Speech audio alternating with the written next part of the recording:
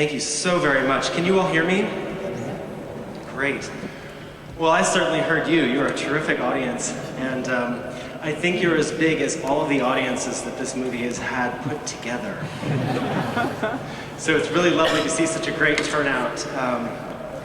I've thanked a number of people in the program. There are a few more that I have to thank now, and they're the wonderful people here at Grace Cathedral who made this happen.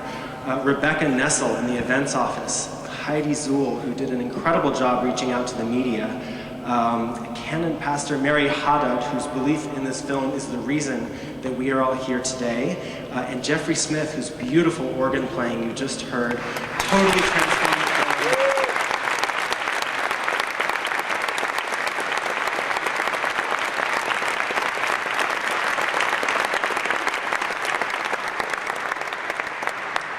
Last, I want to thank Rob Bayless of Odyssey Theater. He's my old buddy from the San Francisco Symphony Youth Orchestra, if you can believe it. And he was also instrumental in making tonight happen.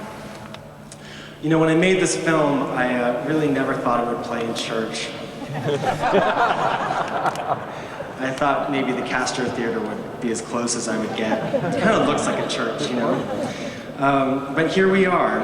I also didn't think this movie would play in the Bible Belt, but it also did that. I did the Southern Circuit tour of independent filmmakers, and you know, I went to Mobile, Alabama with this film. I went to Orangeburg, South Carolina. You know, it was quite an experience.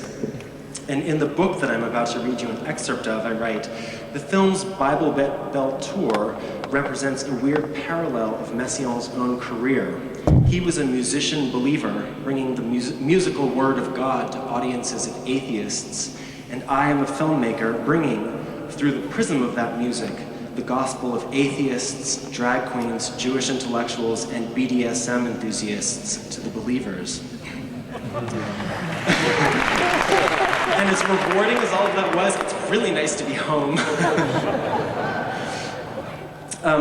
So, you know, the Southern Circuit experience and a lot of the screenings that this film has had throughout the country have been really a terrific experience for me because it's helped me understand how there can be a way for those of us who don't share our religious beliefs to be together, to celebrate each other's religious beliefs even if we don't share them, and from the perspective of the believers, to have a sense of humor about one's own theology and about one's own church, and to have an open mind, and that has been a really amazing part of this experience for me, and never more so than here in Grace Cathedral.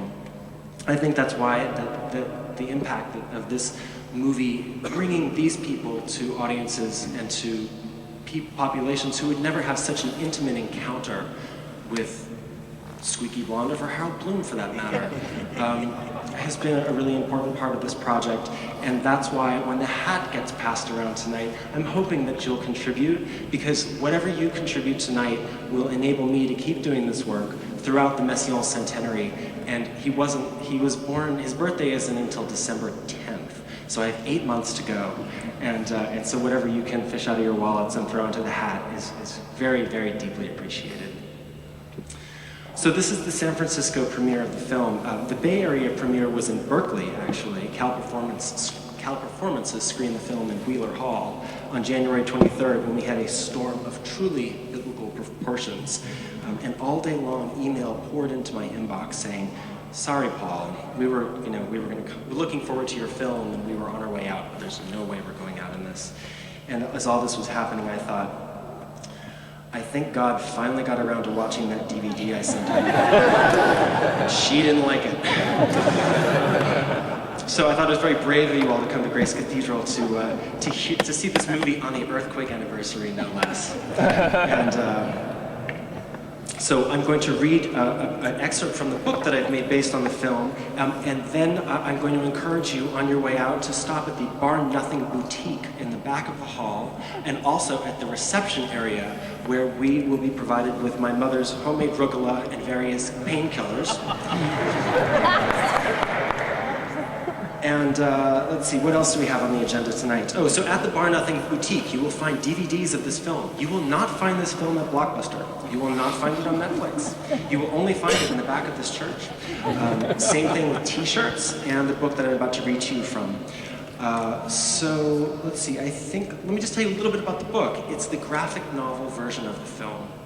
So there are still images from the clips, from every single clip. There is a full transcript of the film. So all of those lines you didn't hear because people were laughing so much, which is so gratifying, they're in the book. And then below that is the director's commentary, which is stories that I tell about the people in the film, but also about Messiaen, and whatever sort of came to mind when I watched each particular clip. And it's a tremendously amusing and intelligent director's commentary. I highly recommend it to you. And so what I'm going to do for this reading is I've strung together all of the ones that were on the same subject, which is Albert Fuller. And Albert Fuller was very much at home in Grace Cathedral because every time he came to San Francisco, he stayed right across the street from the north transept of this church at the home of his friends David Webb and Lynn McLaughlin, who are members of the Grace Cathedral community. And so Albert knew his way around Grace Cathedral and Nob Hill in San Francisco, for that matter. So after I'm done talking, is the reception, and that is through the courtyard on the north side of the cathedral. So you'll see lights on and the door open. Please stop by and have a drink with us afterwards. And we have to be out of there by 9:30, so I'm going to try to wrap this up as soon as I can.